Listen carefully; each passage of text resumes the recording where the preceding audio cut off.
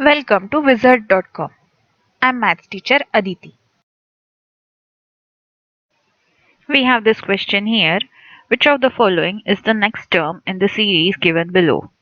And we are given series of pairs of letters. So first let's write the alphabet in order. So it's A, B, C, D, E, F, G, H, I, J, K, L, M, N, O, P, Q, R, S, T, U, V, W, X, Y, and Z. Now A is teamed up with Z. C is put together with V.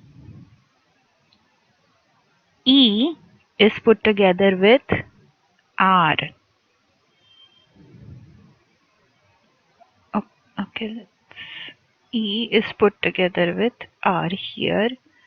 So if we observe the pattern, there is one letter left between the first part of the pair, and in second part three letters are left.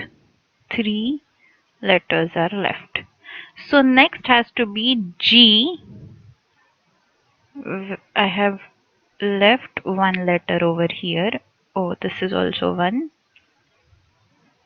I have left one letter here, and here I have to leave three letters.